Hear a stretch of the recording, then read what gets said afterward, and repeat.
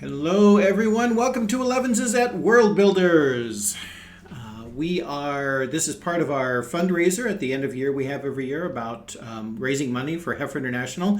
We are edging up on $350,000 raised on day 3, and it is amazing. And it is thanks to people like this here on the panel that you can see. Yesterday, Vida was here along with others talking about spooling up our hope engines. Last night, we had a bunch of geeks talking about polyamory. And of course, Pat Rothfuss streams on his channel every day during the fundraiser between 1 and 4 Central Time. However, today's panel is in honor of all of those people who last month were busily typing in the middle of a pandemic, along with everything else that was going on, and an election year. Oh my gosh, didn't think about that. I have done NaNoWriMo before, and I know what it was like then. I can't imagine what it was like this last year. But now we have brought together these wonderful authors and writers and editors, and you have so many different titles in your various names that it's hard to bring them down, to let everyone know what to do next, or at least what are the options. And I'm going to quick introduce it, and then I'm going to get out of the way so you can hear what they're going to say. Starting to my left, Vida Cruz is a Filipina fantasy and science fiction writer, editor, artist, and tarot reader. Her short fiction has been published or is forthcoming from Strange Horizons, Podcastle, Expanded Horizons, and various anthologies. She is a 2018 Tiptree Fellow, and in 2019, she published her first fantasy short story collection, Beyond the Line of Trees. Currently, she's a freelance book editor with The Darling Axe. And right underneath her, and I'm talking about what it looks like on my screen, by the way, if you're confused about the directions, is Valerie Valdez. Her work has been featured in Uncanny Magazine, Time Travel Short Stories, and Nightmare Magazine. And her debut novel, which is actually how I got introduced to you, Valerie, was Chilling Effect, published by Harper Voyager in September 2019 and Orbit UK in February 2020, with starred reviews in Kirkus Reviews and Library Journal. And it was named one of Library Journal's best SF fantasy novels of 2019. And the sequel, Prime Deceptions, currently being listened to an audiobook by me, was published in September 2020. And Valerie currently works as a freelance writer and copy editor, attended the University of Miami, majoring in English literature with minors in creative writing and motion pictures, a graduate of Viable Paradise, and has taught classes in speculative short fiction writing. And I'm sitting here going, those are so many different things. I'm like, this isn't even the most august biography. It is definitely one of them. But, and right next to her is Coral Alejandra Moore. Is that the correct way to pronounce that? Yep. Great. Hi, Coral. Coral has always been the kind of girl who makes up stories. Fortunately, she never quite grew out of that. She writes because she loves to invent characters, and the desire to find out what happens to her creations drives her tales. Her mother is from Puerto Rico, and her father is from Portugal, and she grew up speaking 3 languages with very little idea of the boundaries between them. She attended Viable Paradise Writers Workshop and has been published by Diabolical Plots, Zombies Need Brains, and Secrets of the Goat People. That is very dear to the Worldbuilders, by the way. We love goat people. We are goat people, really. She is one of the editors and mermaid-in-chief of Constellation, and I'm sorry if I'm messing that up. Pretty close. Magazine. Can you tell me how it would be pronounced? Constellation. Constellation Magazine. Currently, she lives with the love of her life and a dangerously smart dog in the beautiful state of Washington, where she rides motorcycles, raises chickens, and drinks all the coffee. And then we have, all the way from the magical land of New Zealand, which we were just talking about earlier, Casey Lucas Quaid. Casey Lucas is an award-winning author, graphic novel editor, and video game developer. She's the recipient of the 2020 Sir Julius Vogel Award for Best Short Story, New Zealand's highest honor in sci-fi and fantasy writing, and works she's edited have hit some bestseller lists and been nominated for some things. When she hasn't got her nose in a PDF, you can catch her as a voice talent on Monsters Out of the Closet, an LGBT horror podcast, or you can check out her work with Dinosaur Polo Club, where she contributes to Mini Metro and Mini Motorways. And Casey also is offering one of our new game critiques as an auction item as part of this fundraiser, which is pretty special. And then we're saving the longest list for last because, wow, Mur, I had to edit your biography because there were so many wonderful things. And it is an amazing honor to have Mur on here. Mur Lafferty, who has been called by Cory Doctorow one of the worst kept secrets in science fiction and fantasy publishing. Amongst her awards are Escape Pod finalist for 2020 Best Semi-Prozine Hugo Award, winner of the 2018 Best Fancast Hugo Award for Ditch Diggers, a finalist for the 2018 Hugo, Nebula, and Philip K. Dick Awards for Six Wakes, also a finalist with Escape Pod for the 2018 Best Semi-Prozine Hugo, winner of the Astounding Award for the Best New Writer, and a winner of the Manly Wade Wellman Award in 2014 and 15 for the Shambling Guides 1 and 2, and an inaugural inductee into the Podcast Academy Hall of Fame. And yeah, I can remember when you started your podcast, Mark, because that was when I was starting in podcasting as well. So you definitely set the bar there pretty high. She is currently the editor of Pseudopod, Mothership Zeta, and co-editor of Escape Pod with SB Divya, who was on This 11's yesterday. Actually, just Escape Pod. The other two were in the past. Yes, just Escape right. Pod now. Right. Oh, okay. Sorry, that was on your page. So, you've been podcasting since December of 2004, and has won Podcast Pure Award, 3 Parsec Award, and as we said, the Hall of Fame.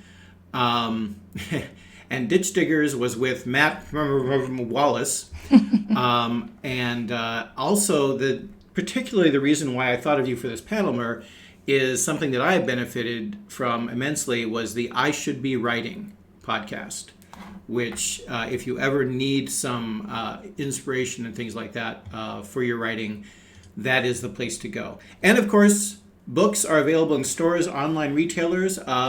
Mur has been here on Worldbuilders Twitch channel before, talking about Solo, a Star Wars story, which is filled with details that were expanded from the movie, and has written many, many other books. And I'm going to stop talking now because my throat is sore, and this is supposed to be hearing from all of you. So, as you can tell, chat, these are the people who know the answer to the question, I've NaNoWriMoed, now what?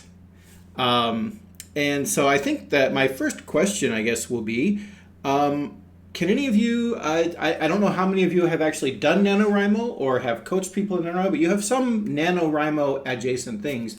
Can you tell us briefly about what is an experience that highlights your relationship with National Novel Writing Month? And I guess, Vita, should we start with you? This is what I get for being the first one, isn't it? Okay. I tried to do Nano a couple of times in the last decade. I never win, but I'm also a freelance book editor with Darling Axe, as was mentioned earlier. And we get a lot of queries from people who've just done NaNoWriMo right after the month ends. And so I would say one of the things that one of the things that you could do after National Novel Writing Month is query an editing service. Although I do recommend that you should probably revise your own work first before you send it to us, because that would make your, okay, high five, Mer. Because that would make it what happens often is that if you send us your white heat draft and you hadn't revised it beforehand, you'll find that we're going if I'm your editor, we're going to go back and forth on a lot of things, and I'm going to have to end up adjusting the price that I quoted for you, because we charge by word count.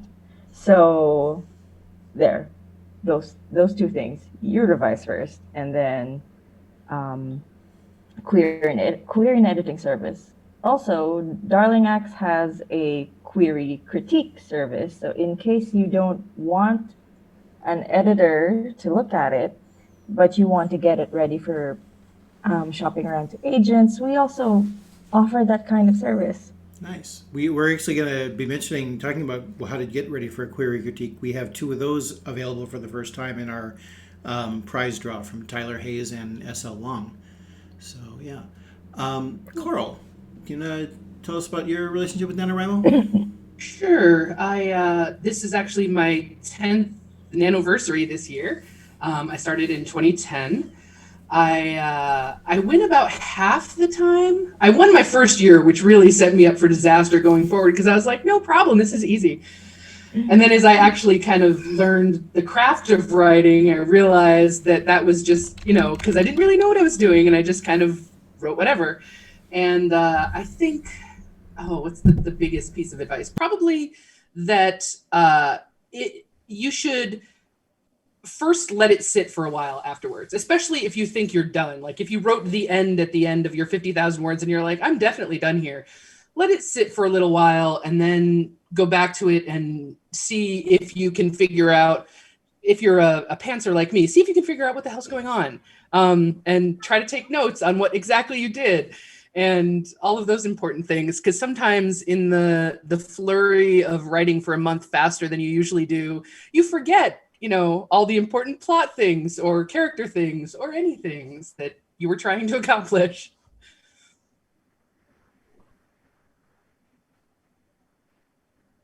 Whoever would like to go next. I can go ahead and go. So I have a really interesting and personal relationship with Nano because doing Nano for the very first time back in December 2015 was actually the thing that kind of kickstarted me being able to work full-time as an author and editor. I decided to self-edit my manuscript. I yeeted it out on Amazon, and to my surprise, it actually sold enough that I went, oh, okay, I can maybe just do this for a living. And it radically derailed my entire life. And basically, TLDR, that's why I do what I do now. But I actually think the most important thing that you should do after finishing, especially if you're like me and you crammed way, way more than 50,000 words into your month because you were just that determined to kind of get to the, I don't know why I had this thing where I couldn't just stop at 50,000 words. It didn't count as a win for me unless I actually finished the book. And books can be long and that's dumb. So don't do that. Just pace yourself to what you think you can actually write for a start. But I think the most important thing that you can do after finishing before you start anything else is to just take a deep breath, take a big step back, and acknowledge that you have done an incredible thing. And just take a break. Just rest your brain. Just try not to think about reading or writing or editing or anything that might cause extra mental stress. I think it's very important to have a decompression period. Because if you leap straight into editing right after writing, it's like Coral said, you're going to be too close to it. And also, I think you're going to, your brain's going to do that annoying brain thing that brains do where like you'll read something. And if you've left a word out of a sentence, your brain will fill in the gap because it's still so fresh that your brain can remember what you were trying to do rather than what you actually did. But my big ritual at the end of finishing a manuscript, finishing a manga, finishing any of the stuff that I work on, is I always just do kind of a treat yourself kind of thing. And I think, obviously it can be harder some years than others, but it's very important to just do something nice for yourself and give yourself some sort of reward for having completed such a huge undertaking. Because at the end of the day, even if you never look at the book again, even if you never sell it, even if you don't care about selling it, you've accomplished something incredible. And even if you didn't win, you still accomplished more than you would have done if you didn't start. And that's huge and that's awesome. And big thumbs up to anyone who is watching who has done that.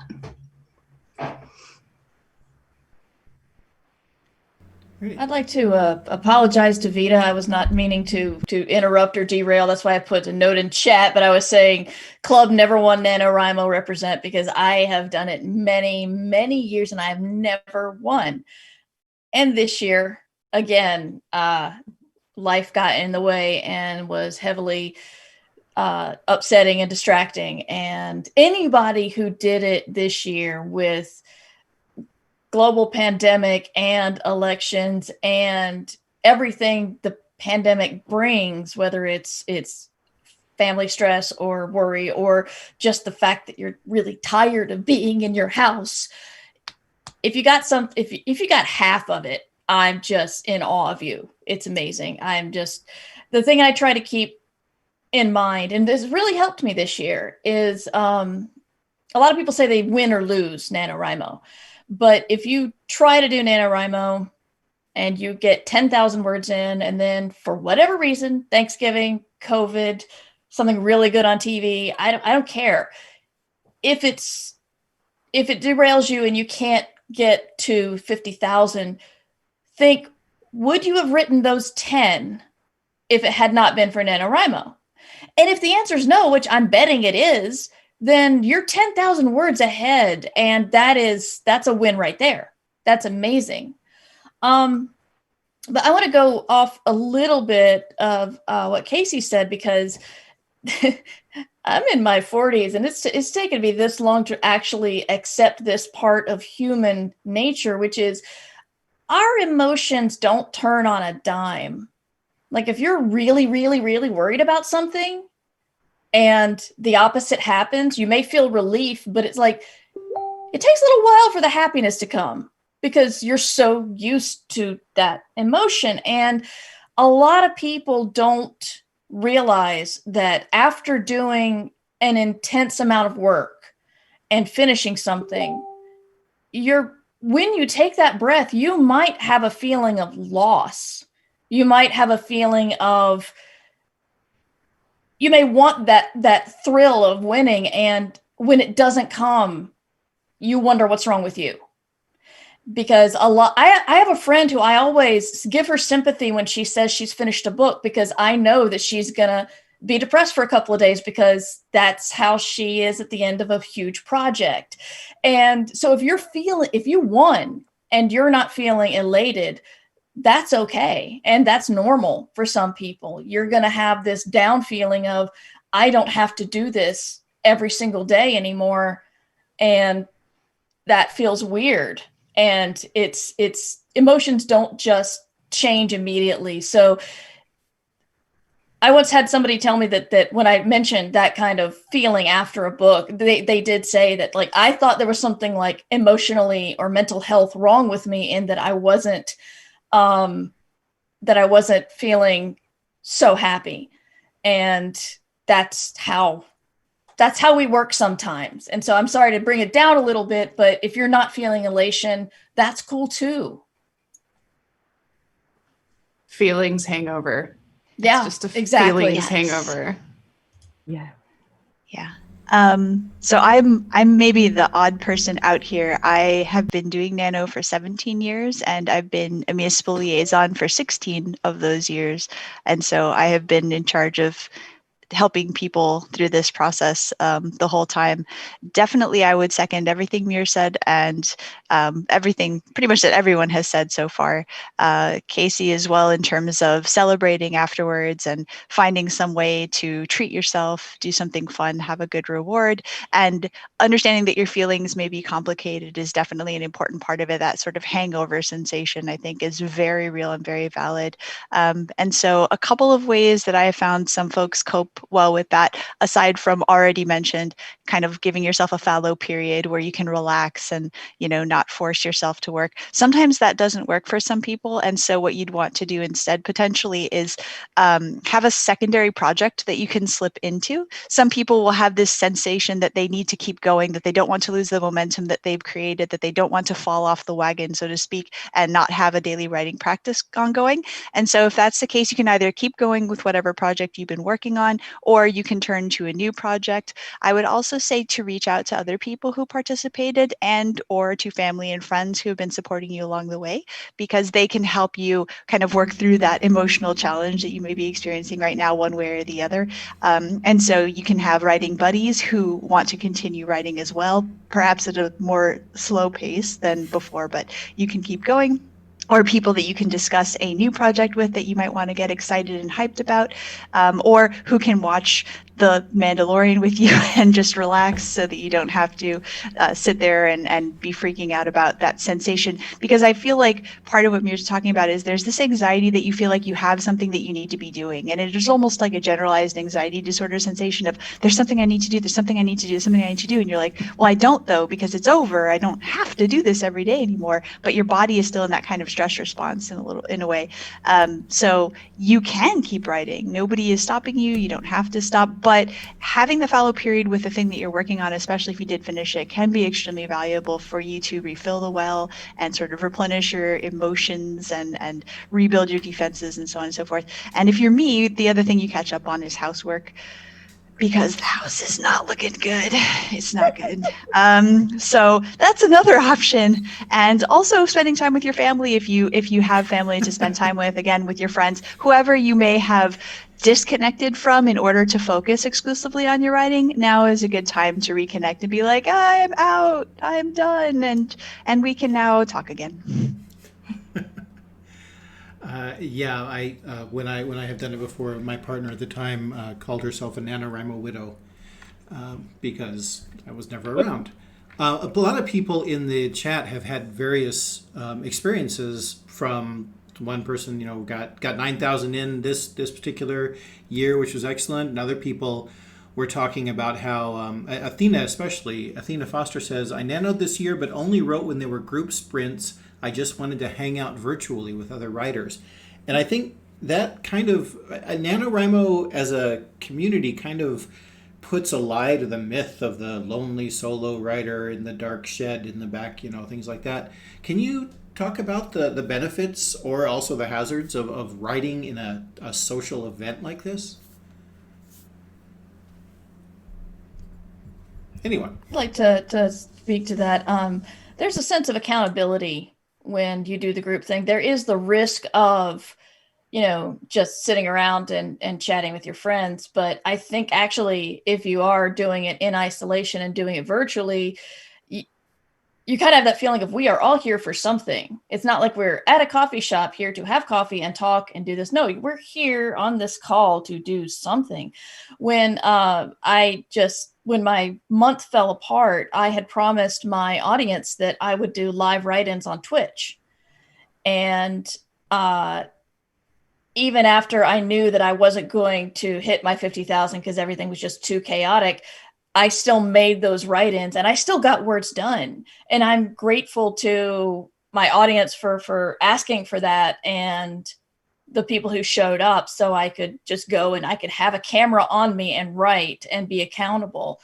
And I know I got further in my project than I would have because of those write-ins. So I'd say accountability big time is what helps. And I just got to say that I used to meet a good friend via coffee every once in a while for writing, and I miss that big time this year.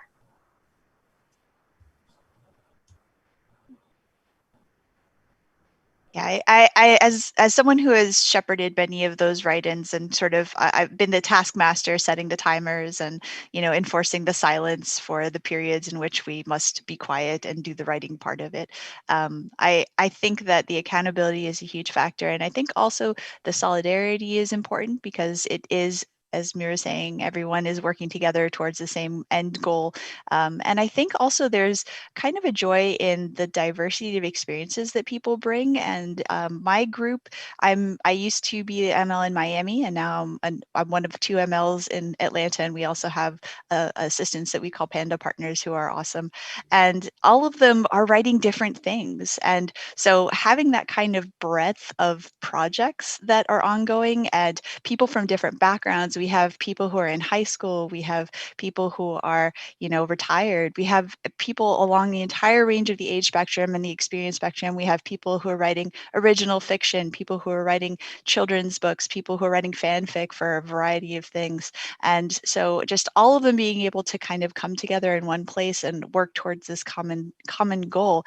It's so great, because then anyone who gets stuck, we can encourage each other, we can, cheerlead, but we can also help people work through plot issues, or it's like having a brain collective, and it is so wonderful, not just for the purpose of that kind of solidarity and emotional support, but also when you have a problem, people can come to you and look for help and comfort and ideas. So Valerie said what I wanted to say was a big benefit of writing in a group, which is if you're me and then you find a plot hole, your mojo is gonna go way down. And I usually work out my problems by talking to somebody I trust and somebody who gets what I'm doing, which is what a trusted group of people who are writing with you can do for you. On the flip side, if you're writing with a group who, for example, they're new, or maybe the group is too big, or maybe the things you're working on are too different from each other, there may be too many cooks spoiling the broth sometimes. And I think that's true not just for NaNoWriMo, but for any kind of group doing a write-in together. So I guess proceed with caution, but that's probably why we writers are known as loners most of the time, because we've already got so many characters' voices in our heads, and then there's a lot more outside of them. So yeah, I think at this point, it's very easy to just be like, oh yeah, ditto, ditto, ditto. Yep, what she said. But like, honestly, that is all really, like, that is very true to my experiences as well. I guess just because everyone else has already covered the positives, I'm gonna mention some negatives about writing in a community, because somebody should. I'm sorry. But one thing that I've noticed, so my whole thing is that I have, up until very, very recently, I've always lived in very small towns. Like my hometown had a population of 860, and it's very tough to find other people to socially write with when you just don't live near other people. And so I've always gotten a lot of my writing community experience online. And the big trap that you can fall into, especially when participating in online writing communities, is everyone just sits around and talks about writing instead of writing. And that can be fun and that can be helpful, but it also distracts you from actually getting any writing done. And so I have found that like Mare mentioned, the live stream write-ins or in-person write-ins, they can be much more helpful towards actually getting work done, because you can kind of like, I don't know, I guess you can just sort of like good cop, bad cop each other, if that's what it takes to force everyone to actually sit down and work a little bit. And I don't know about anyone who's watching or any of my fellow panelists, but like, for me, setting a small goal with my friends and then like forcing ourselves to be accountable with some sort of very silly negative consequence like works really well. And it doesn't even have to be something like financial, like, you buy the next round if you fail to get anything done or anything like that. But like, it's like the whole, like, if you lose the bet, someone else gets to pick the soundtrack for the road trip sort of situation. So often my friends and I will have those little sort of like joke bets going where whichever person wanders off and decides to not do any writing, you also have to deal with the shame factor, but also there's just a silly little, like a goof to kind of motivate everybody. And that's been a really helpful thing for me, especially when we were all in lockdown over like March and April. And then when I was stuck in a completely different, like socially isolated situation for a few months afterwards. And that community aspect really helped me focus on my writing, and having a silly thing that would happen as the consequence if I didn't do it, rather than feeling like I was like an unproductive idiot who hated myself. it was just like, it turned that feeling of potential failure into just like a silly, goofy thing I could just do. And it's like, okay, fine. I'll wear your horrible FBI hoodie out and around in New Zealand if I don't get anything done. And it'll be gross and weird, but at least I won't hate myself for not writing, you know? So that aspect of community can be really good. And you just have to make sure that you actually work a little bit while you're doing it. Yeah, I think there's definitely a danger, especially in online things, that it can kind of devolve into just like, we're going to talk about writing and complain about writing and all the writing we didn't do. So it helps to have somebody, I think Valerie is the first one who said it, someone who's in charge of the clock and someone who says, okay, we've talked for 15 minutes, now let's work for 30 minutes, or however, you've decided to break that up. Because yeah, it can get away from you, especially online. I think it feels like sometimes in this situation, we're all kind of isolated and we're craving other people to talk to that we don't usually talk to. And so it gets really social if you let it get away from you. But it is very important, I think. I feel like something a couple people have already said, the lonely writer thing is real. You feel very disconnected sometimes from other people. And just knowing that there are other people in the room or the Zoom room or wherever who are doing the same thing as you, even if it's a totally different work, really helps you to feel like you're not alone or not as alone as you could be. So at least for me personally, it helps a lot, as long as someone's watching the clock. And pass that around. Don't make one person always watch the clock, because that's mean too. One of the things that definitely we wanted to talk about, because in our, and there's going to be a link in the chat about the read and critique team page, and that is set up so that people who donate to the fundraiser, every $10 they get their name thrown in a hat for our big prize draw, which has lots and lots of books and games and stuff like that. But if you donate on a team page, you also can get special prizes. And in this case, the read and critique page has 5 different read and critiques and then 2 query critiques in there of various kinds. And it's very gracious that the authors and editors have put those up there. I think back when I did NaNoWriMo, I was like, well, okay, I wrote it. Now I just have to get it published. Like, that's the magic word of just get it published. I had no clue about queries, about finding an agent, about things like that. Just starting with the whole, like, sending it off to someone else. Vita, I know you touched on it earlier, a little bit of how to prepare for it, but like, can we go a little deeper into how to start, what kind of ways you can prepare yourself to make a read and critique really, really useful? Okay. So first and foremost, I would say is detach from the manuscript. Absolutely detach. Because you are not your work. And sometimes it feels like even though the critique is given to you in super neutral language, it may feel like a critique of your soul, which is not what's happening. Then the second thing to do after detach would be, which is what I said earlier, do a self-edit first. Because like Coral said earlier, you might find that you've glossed over some plot stuff, some character stuff.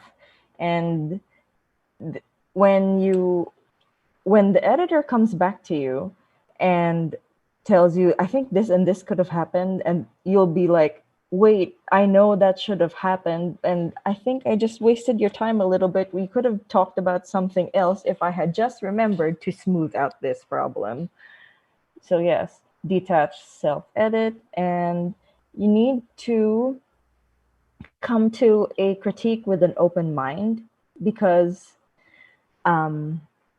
you've got a vision, but the job of sending it off to of the person you're sending it off to is to clarify that vision, let's say.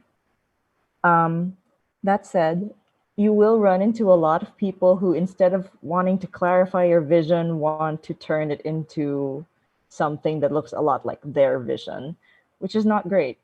You'll be able, I think it's to be able to tell who those people are, it takes a lot of experience and a lot of knowing what you want to do and what you want to achieve, so that you can sort out the good advice from the advice that doesn't work for you. Oh, and obviously, if someone delivers critique in a very mean way, you probably don't want to listen to that person at all because you're going to be working with them, right? That is all that I can think about for now. Well, personally, if you work with me, what I do is I give you, this is our SOP. I give you a sample edit, your first 5,000 words, and I'll give you an example of what a development edit looks like and what a line edit looks like. And if people in the chat aren't familiar, development edit is basically what you're asking for in the read and critique from Worldbuilders. It's about story stuff, plot, structure, pacing, character. And a line edit is a deeper edit where I literally go line by line to improve the prose and maybe connect some bits here to another bit here, that sort of thing. And after I do that sample edit for you, I also give you a quote. If you find that you like my work, that's when I tell you that I would like to schedule a kickoff call with you so that I have a fuller picture of what you want to do and what you would like me to not do with your manuscript, that sort of thing. And that's the rough version of what I do so far. I can't really speak to the agenting side, and so hopefully someone will pick up on that. Yeah, I guess I can talk a little bit about that because I have just finished querying my first novel and am, spoiler alert, going to be signing with some agent or another sometime this month because I'm in the extremely wackadoo position of actually having multiple offers to choose from. Nice. And here's how you can get there too. No, it's not that easy.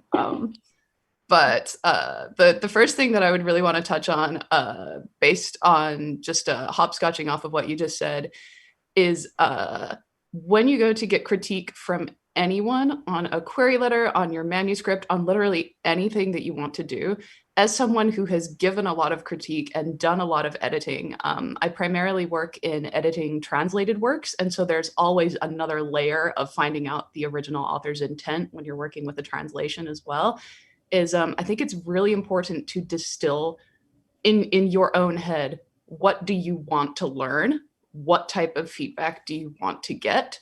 And those are just some good things to think about before you even hand your work to someone else, before you even think about, doing a crit swap in a writing group or hiring an editor. Make a little list of like the specific things about your work that you're unsure about.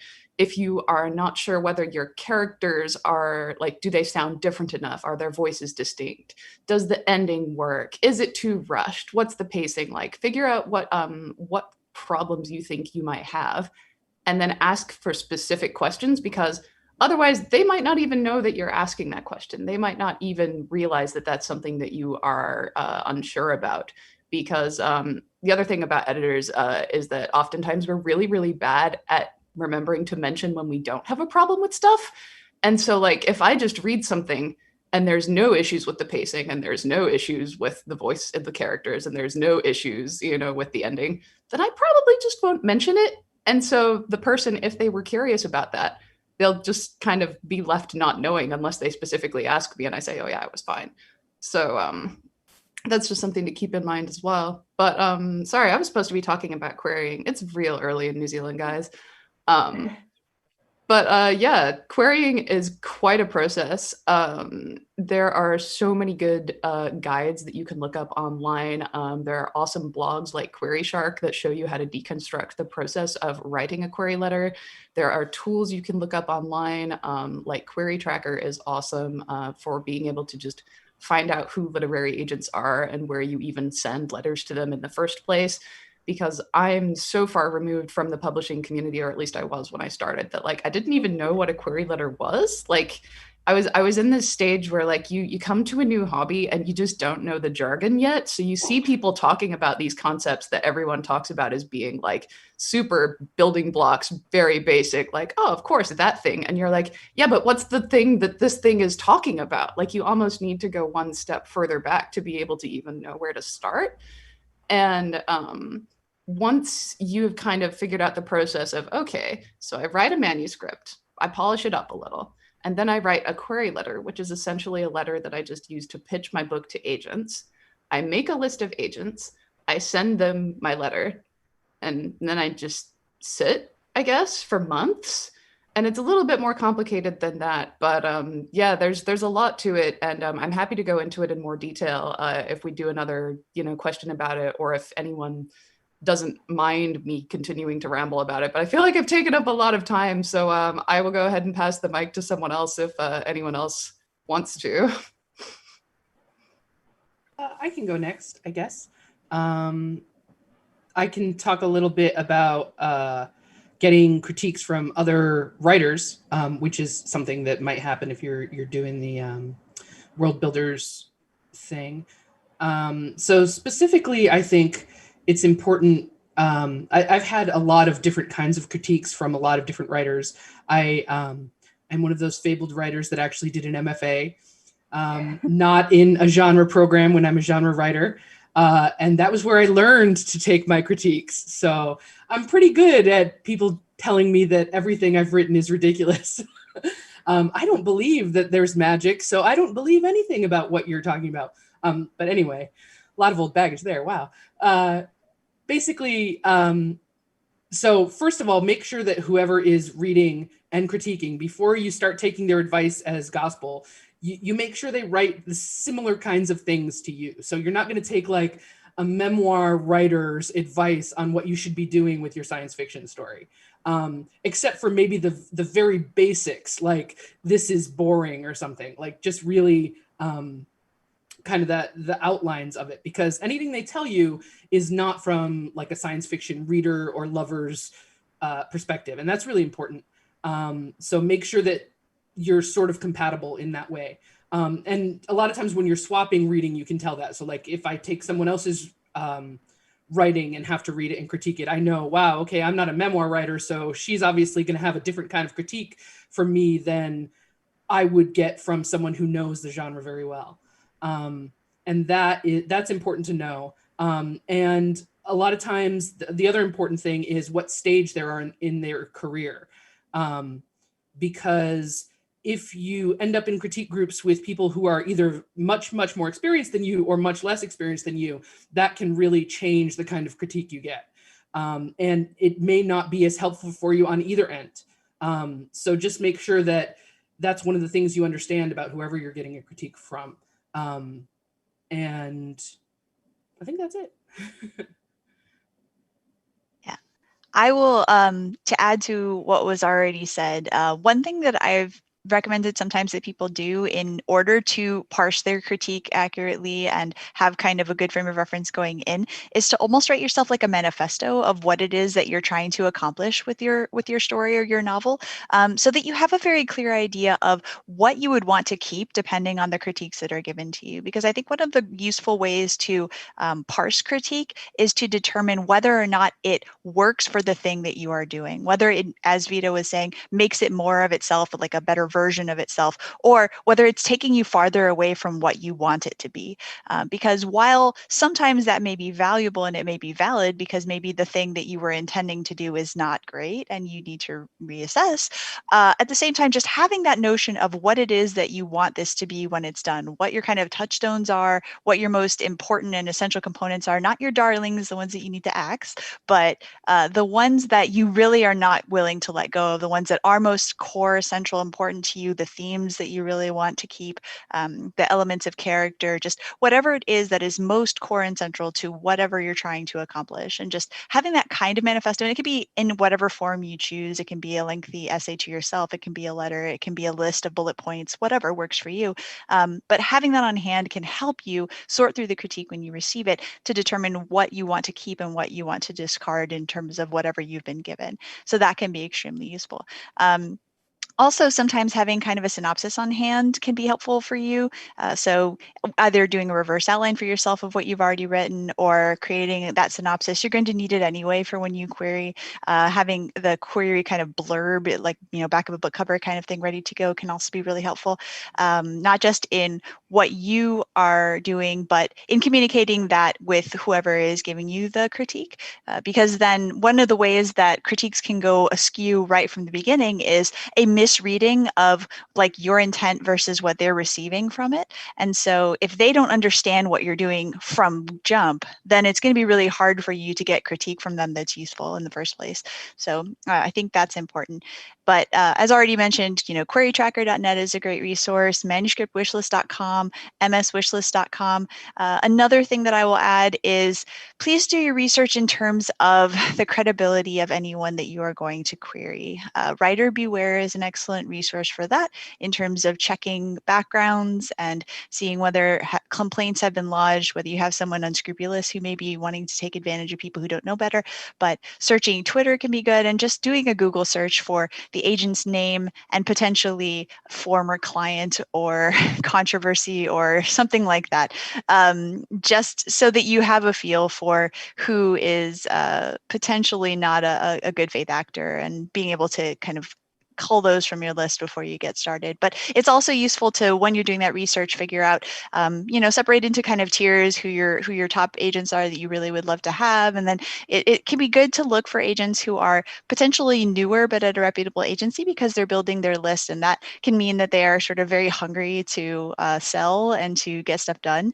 But you want to make sure that they still have the necessary skills and experience and connections and stuff like that to be able to work well with you. So definitely, as you're going, there's a lot to keep in mind when you're going through that agent process and selection, but definitely do your research. And online, just like I said, Google their name, go on Twitter, see if they have a Twitter account, see what kind of things they post.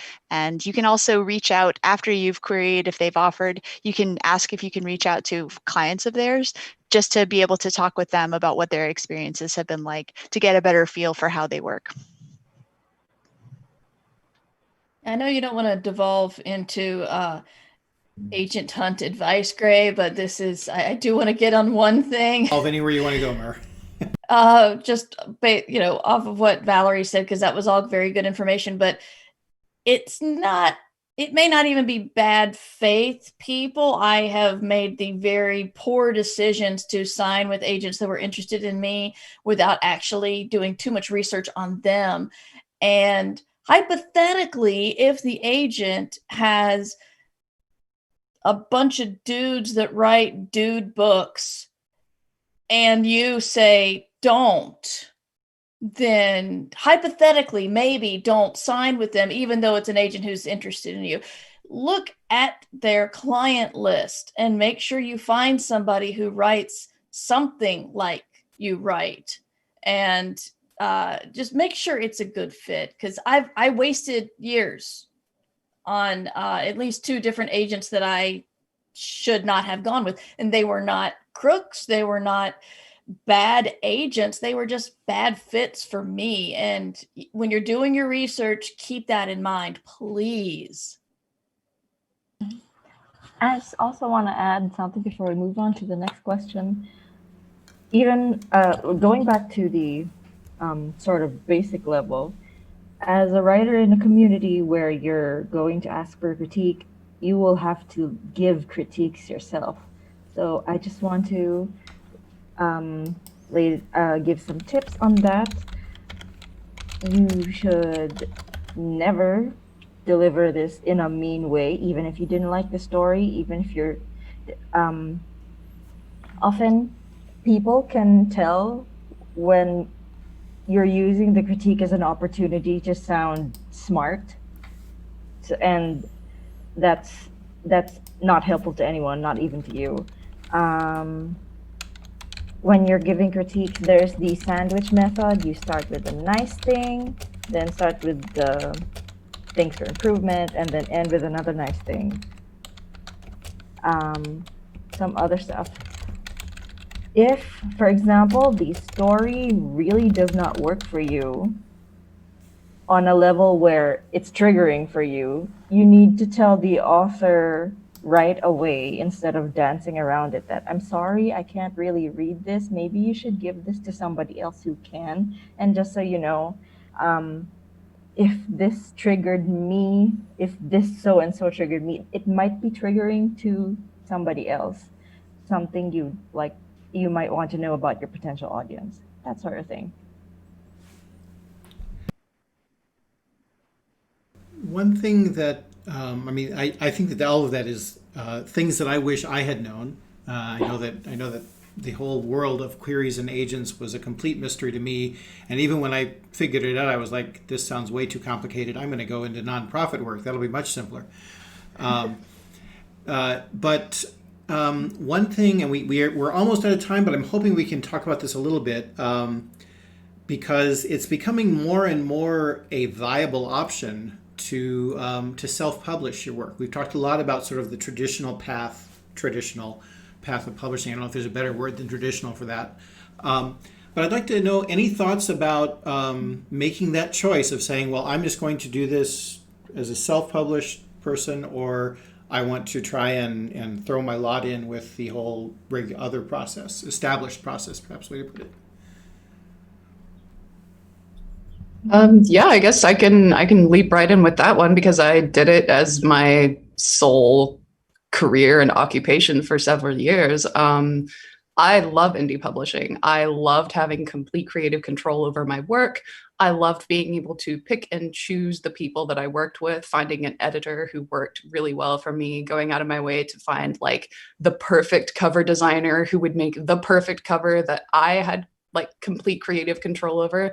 That is something that you almost never get if you're working with an establishment publisher. And sometimes that can be good because sometimes the people who actually publish books and have published a lot of books may know more about what book covers sell than you do. But at the same time, if you trust your cover designer and if there's someone who's established in your genre, they can be someone who works with you to make your vision into something that will sell or will get across what you're trying to get across. Because the other thing that I think it's really important to touch on is that like not everything has to be about sales. Like it can be just about making a book that you feel good about. It can be about making a book that tells the story that you want to tell, that looks the way you like it to look, because you want it out there in the world and because you think that people will benefit from reading it. It doesn't have to be an exercise in making money. And that is actually one of the best things about indie publishing is that you can put works out there that are not capitalistically viable because they're just too weird or they're just too short or they're way, way, way too long or, you know, any number of things that might cause a publisher to kind of, you know, say thanks, but no thanks. And the only, like the biggest downside about indie publishing to me was just that if you want to make it into a career and if you want to, you know, have a viable chance at being like a known indie author, is that it's just a heck of a lot of work. You have to publish constantly. You have to research what's going on in the market for your particular genre and your particular niche. You have to be your own publicist, your own social media manager, your own self-editor, your own art director. And you can take time off, but if you take time off, you might come back and discover that the market has moved on without you, or your fans got bored waiting around for you to put out another book and they're all reading someone else by now. It's just very, it can be tough to kind of grab a handhold in that market and hold on to it. But it can also be a very rewarding experience. And I have nothing but good things to say about my time as an indie author. The only reason I stopped doing it is just because I developed rheumatoid arthritis. And I realized that when you have rheumatoid arthritis, you can't write 4 books a year anymore. That's just not how the human body works.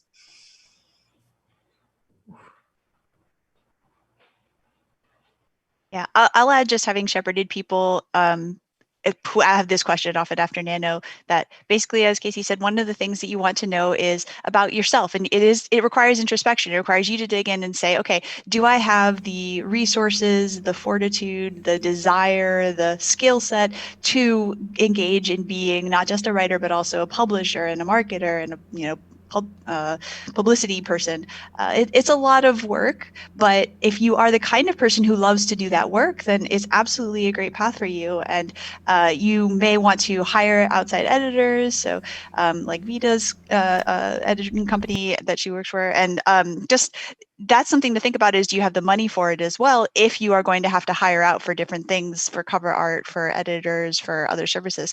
But it's basically just you have a picture in your mind of what your goal is, what you want to accomplish, what you want to achieve, how you want your book to be delivered to people, whether you want hard copies or whether just electronic is fine, but just have a mental image of that, have a goal in mind, have a dream, as Rapunzel would say, and go for it. So in our company, we actually get a lot of indie authors querying whether we can work with them or not. And the sorts of authors who really impress me are people who not only have a polished-ish, okay enough manuscript, but they have a timeline for themselves.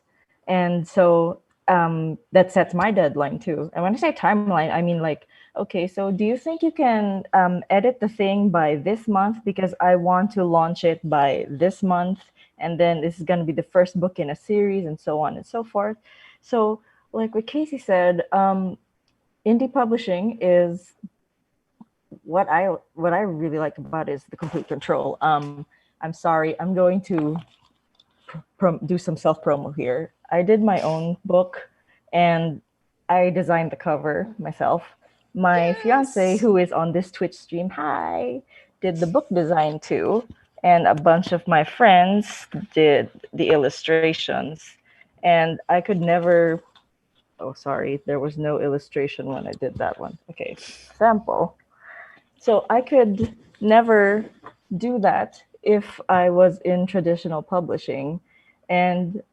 But that's just me. I'm a really artsy person, and I cannot bear to promote a book that does not look pretty at all.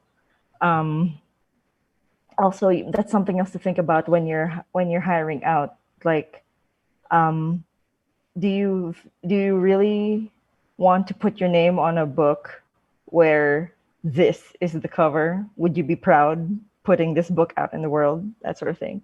But there are some downsides. For example, that book that I showed you, I mainly just wanted to sell something at the 2019 Worldcon, and I didn't think that it would sell out, so I got it printed again, which is making me think about all sorts of things like ISBN, which I actually don't have the money for. And when I researched it in my country, it requires me to register as a publisher/business, which is something that I also don't have the money for. So it's a lot of stuff. You really have to think about the path that you want to choose. Although there are a lot of hybrid authors these days, and I personally hope that I'll become one. And if you know Zen Cho and Aliette de Bodard, they're both hybrid authors too. I mean, they have very successful book series, but they also release stuff on Amazon via their agencies or they self-publish, and then they just hire cover designers. And because they're my friends, sometimes they also ask me for some edits, and I will do that for free because we're friends. As an example of the making the whole NaNoWriMo idea of group work into a everybody coming in the book, I almost feel like there needs to be like a National Book Cover Designing Month in November as well, and all the other things like that. I wish I could give us more time, but we are fairly limited to an hour around here. I would like to thank you all very much. I mean, on a personal level, again, this is like, boy, I wish I'd known that back then. And so I hope this is doing helping out other people. I appreciate the links that you've shared. We've put some of them in the chat, and we'll certainly get more. I guess I'd like to just kind of go in reverse order and just kind of let people know where they should find you on the interwebs if they would like to see your work. And Mer, can we start with you? Yeah, all my stuff is at merverse.com, but I want to say I've been getting into streaming in the past couple of months, so you can also find me at twitch.tv/mightymer. Cool. And Casey, how about you? Yeah, so I'm kind of all over the place in the video game, the manga, the graphic novel, and the novel world. But I just realized in my bio and when I've been talking, I totally forgot to plug the longest running thing that I have online in typical fashion. I'm the author of a web serial called Into the Mire, which has been running since 2018 now. And there's about two and a half books worth of it that you can just hop on and read whenever you feel like it, because not all art needs to make money. Great. And Coral? You can find me most readily probably on Twitter at CoralM. I'm also, as was mentioned a while ago, one of the editors of Constellacion magazine, which is spelled like Constellacion and not like constellation, but you can get there if you spell it like constellation, because we figured a lot of people would try to do that too. So you can put in Constellation magazine and go to our website also. And our Twitter for that is Constellacion Mag. Thank you. And Valerie, how about you? You can find me at valerievaldez.com, also Valerie Valdez on Twitter. You will find me here again at Worldbuilders.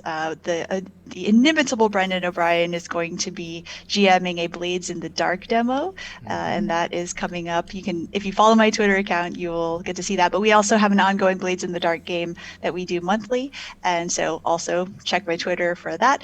And you can buy my books anywhere the books are sold. That's about it. Fantastic. And Vita, would you like to take us out? Oh, did Vita freeze? Hello? We can. Oh, there you are. Oh, Yes. no. Hello? Oh, my God. Okay, hi. I'm sorry. Is it my turn? It is your turn, yes. Okay, hi. My website is vidacruz.org. I am on Twitter at La Vie C'est Moi. That is French. You can buy my book at Gumroad, and that is the pinned tweet on my Twitter account. The website of the company I work for is thedarlingx.com. Check us out. We have a lot of services that might be useful for you. And I will also be here on Worldbuilders for as long as this fundraiser is going, and you will find me flailing as we play Among Us in a few days, because I don't know how to play that. Me either. It's going to be a thing. It will be Well, much. good. I'm not I the can only one. give you some tips, but I'm also really bad at it, so you might not want to take my tips. So That might be more fun though. for sure. I mean, as a totally novice, I think I played 3 total games. It is easy to have fun even when you're not experienced at it, because it's just entertaining. I think it's actually the most fun when everyone is equally terrible at it. Then we're set. Hello. Yeah, apparently in the chat they say the tip number 1 is just remember to say I am not the imposter all the time. Oh, and there's all the kitties. Hello. Yeah, the kitties. Thank you all for coming and for bringing the kitties. I love how this fits into something to look forward to, because looking forward to having your NaNoWriMo book or work turned into a book is definitely a dream that a lot of people have. Tomorrow, for those of you in chat, tomorrow at 11's, we will be having a panel on Star Trek and optimistic science fiction fantasy with a number of illustrious people, including Anthony Rapp from Discovery. So that will be an interesting one. Again, all of you panelists, thank you so much. I really appreciate your support for Worldbuilders. You are helping us change the world for the better by raising money for Heifer International. And if any of you may not know this, but you can go to worldbuilders.org/map, and see the different areas around the world where Heifer International and other charities we've worked with have made an impact. So we really appreciate your help in making that happen. Thank you very much. Thanks, Greg. Thank you. Thanks very much for having us. And thank you to all my excellent co-panelists. It was a pleasure to meet you guys. Thank you. Likewise. Very much so. Yeah. And